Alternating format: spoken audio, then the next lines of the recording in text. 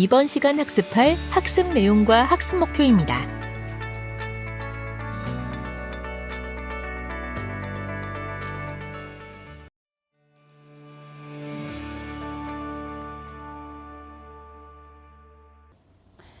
안녕하세요. 이번 시간에는 일생활 균형을 위한 각종 지원 제도를 알아보려고 합니다. 사실 이런 것들을 잘 활용하기 위해서는 제도를 잘 아는 게 중요하고, 그리고 지원금에 대해서도 잘 알고 있어야 여러모로 도움이 되겠죠. 그럼 사업주 지원과 근로자 지원으로 나눠서 진행할 텐데요. 먼저 사업주 지원 부분은 최어진희 사무관님과 함께 이야기 나누며 살펴보도록 하겠습니다. 모르시는 분들이 계시니 잠깐 소개 부탁드릴게요. 예, 안녕하세요. 고용노동부 최어진희 사무관입니다. 일생활 균형을 위해 가장 필요한 게 유연한 근무 환경이 아닐까 싶은데요. 유연 근무를 도입하고 싶은 기업에 대한 지원은 어떤 게 있나요? 우선 어떻게 인사 규정을 만들고 인프라를 구축해야 될지 모르는 기업에는 무료로 컨설팅을 제공해 드립니다. 인사노무 전문가가 회사의 직무 구성 등을 진단하여 시차 출퇴근, 선택근무, 재택근무, 원격근무 등 기업에 적합한 유연근무 활용 방법을 설계해 줍니다. 또한 유연근무 활용을 위한 근태관리 시스템과 보안 시스템, 협업 시스템 등을 구축하는 비용도 지원해 줍니다. 이렇게 유연근무를 도입해서 실제 활용한 기업에는 활용 횟수에 따라 장려금을 지원하고 있습니다. 육아를 위한 유연근무는 특별히 더 많이 지원하고 있으니 확인해 보시고 회사 상황에 맞는 지원 제도를 활용하시길 바랍니다. 네, 일생활 균형을 위해서는 유연한 근무 환경뿐만 아니라 근로시간 자체를 줄이는 것도 중요할 것 같은데요. 이것도 정부가 지원해주고 있나요? 예, 근로시간을 단축한 사업장에 대해서 워라밸 일자리 장려금을 지원하고 있습니다. 소정근로시간 단축 지원 유형과 실근로시간 단축 지원 유형으로 나눠서 지원하고 있는데요. 소정근로시간 단축 지원은 전일제 근로자가 임신이나 가족 돌봄, 본인 건강 등 필요한 때에 근로시간을 단축하여 근무할 수 있도록 허용하는 사업주를 지원하는 제도입니다. 장려금과 임금 감소액 보전금 등 월 최대 50만 원을 최대 1년간 지원하고 있습니다. 그리고 실근로시간 단축 지원 유형은 실근로시간 단축 계획을 수립하여 기업 전반의 실근로시간을 단축한 사업주를 지원하는 제도이며 지원 대상 근로자 1인당 월 30만 원을 최대 1년간 지원하고 있습니다. 근로자가 육아휴직이나 육아기 근로시간 단축을 사용하면 사업주는 아무래도 인력을 운영하는 데 있어서 부담이 있을 수도 있을 것 같은데요. 이걸 지원해주는 제도도 있나요? 네, 우선 육아휴직을 30일 이상 허용한 사업주에게 주는 육아휴직 지원금과 육아기 근로시간 단축을 30일 이상 허용한 사업주에게 주는 육아기 근로시간 단축 지원금이 있습니다. 또한 인력 공백이 걱정되는 사업주도 많으실 텐데요. 정부가 대체 인력의 인건비도 지원해 드립니다. 출산휴가, 육아기 근로시간 단축 등으로 인한 업무 공백이 생긴 자리에 대체 인력을 30일 이상 고용한 사업주에게 대체 인력 인건비를 지원하고 있고 적합한 근로자를 채용할 수 있도록 대체 인력 채용 지원 서비스도 제공하고 있습니다. 또한 육아휴직과 육아기 근로시간 단축을 하면서 빈자리에 대체 인력을 뽑지 않고 기존에 있는 다른 근로자가 업무를 나눠서 하는 경우도 많으실 것 같은데요. 사업주가 업무를 분담한 동료 근로자에게 보상을 지급할 수 있도록 동료 업무 분담 지원금도 제공하고 있습니다. 확실히 사업주에게 힘이 되는 제도들이네요. 사실 그간 사업주는 근로자를 위한 기업 운영을 하려고 해도 환경이나 상황이 받쳐주지 않아서 그러지 못하는 경우가 많았는데요.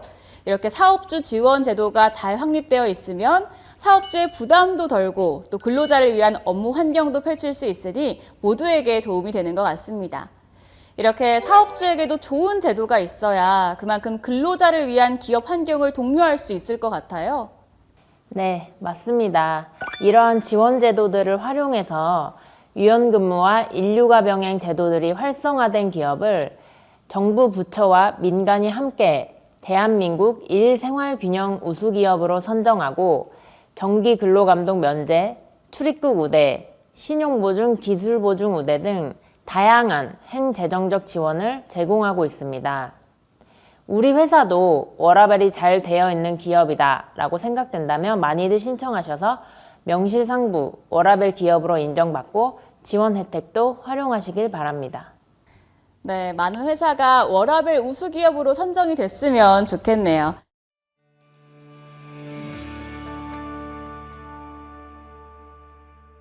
자, 그럼 이젠 근로자 지원에 대해서 알아보겠습니다. 근로자 지원에 대해서는 임지우 주무관님이 말씀해 주시겠습니다. 간단한 자기소개 부탁드릴게요. 네, 안녕하세요. 고용노동부 임지우 주무관입니다. 네, 근로자 지원에서는 특히 출산과 육아 지원 제도를 빼놓을 수 없죠? 네, 맞습니다. 일생활 균형을 위해서는 출산과 육아에 대한 근로자 지원을 빼놓을 수 없습니다. 먼저 출산과 관련해서는 출산 전후 휴가와 유산 사산 휴가 제도가 있는데요. 먼저 사용자는 임신 중인 여성 근로자에게 출산 전과 후로 90일의 출산 전후 휴가를 부여해야 하고 미숙아를 출산한 경우에는 100일의 휴가를 부여해야 하며 둘 이상의 자녀를 임신하였을 때 120일의 휴가를 부여해야 합니다. 이때 휴가 기간은 건강을 회복할 수 있도록 출산 후에 45일, 둘 이상의 자녀를 임신하였으면 60일 이상이 배정되어야 합니다. 그리고 임신 중인 여성 근로자가 유산 또는 사산하고 휴가를 청구할 때는 임신 기간에 따라 5일에서 90일까지 유산 사산 휴가를 부여해야 합니다. 만약 사용자가 법을 위반하여 출산 전후 휴가나 유산 사산 휴가를 부여하지 않을 때는 2년 이하의 징역 또는 2천만 원 이하의 벌금 처분을 받을 수 있습니다.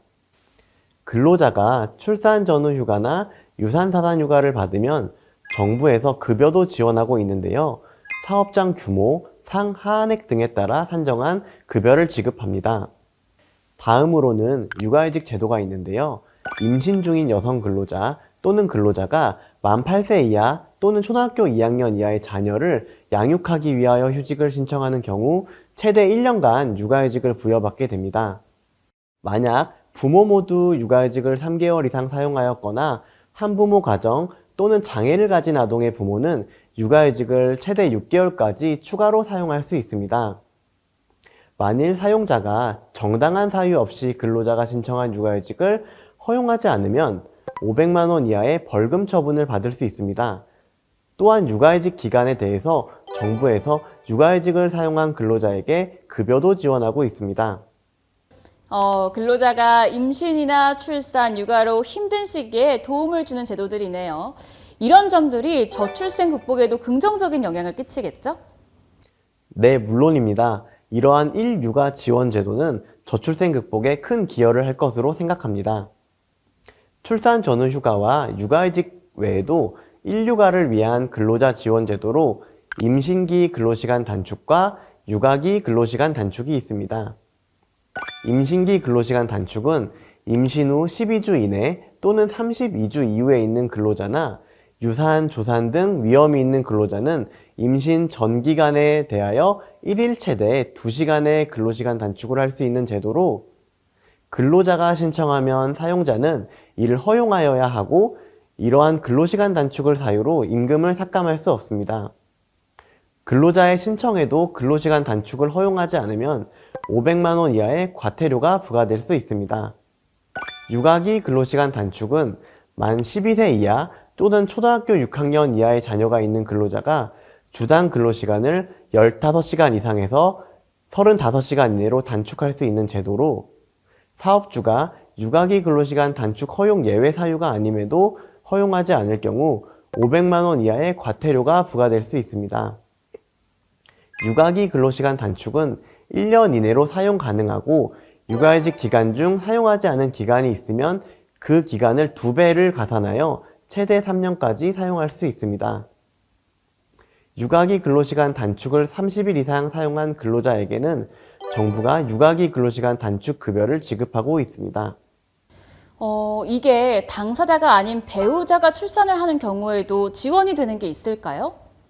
네, 배우자가 출산할 때도 지원하는 제도가 있습니다. 배우자 출산휴가라는 제도인데요. 근로자가 배우자의 출산을 이유로 휴가를 고지하는 경우 사업주는 20일의 유급휴가를 부여해야 합니다. 배우자가 출산한 날부터 120일 이내에 청구하여야 하고 3회에 한해 나누어 사용할 수 있습니다. 배우자 출산휴가에 대해서도 정부가 급여를 지급하고 있습니다. 요즘엔 난임이신 분들도 많잖아요. 난임을 치료하게 됐을 때도 지원되는 제도가 있나요? 네, 난임치료휴가 제도가 있습니다. 남녀 근로자 모두 난임치료를 받기 위하여 휴가를 청구하는 경우 연간 6일 이내에 휴가를 받을 수 있고 그중 2일은 유급으로 휴가를 받을 수 있습니다. 난임치료휴가에 대해서도 정부에서 급여를 지원하고 있습니다. 정말 지원 제도가 잘 세워져 있는 것 같습니다. 그럼 그 외에 또 어떤 제도들이 있어요? 가족 돌봄 휴직과 가족 돌봄 휴가가 있는데요. 가족 돌봄 휴직은 가족의 질병, 사고, 노령을 이유로 그 가족을 돌보기 위해 연간 최대 90일까지 휴직을 신청할 수 있는 제도이고, 가족 돌봄 휴가는 가족의 질병, 사고, 노령 또는 자녀 양육을 이유로 그 가족을 돌보기 위해 연간 최대 10일까지 휴가를 신청할 수 있는 제도입니다. 그 외에 근로자가 가족 돌봄, 본인 건강, 학업, 은퇴 준비를 위해 근로시간 단축을 신청할 때 사용자는 예외 사유에 해당하지 않는 한 허용해야 하는 가족 돌봄 등 근로시간 단축 제도도 있습니다. 마지막으로 지금까지 말씀드린 제도에 대해서 더 상세한 내용이 궁금하시다면 국번 없이 1350으로 전화해 주시면 자세한 내용을 안내받으실 수 있고 일생활균형 홈페이지에서도 확인할 수 있습니다.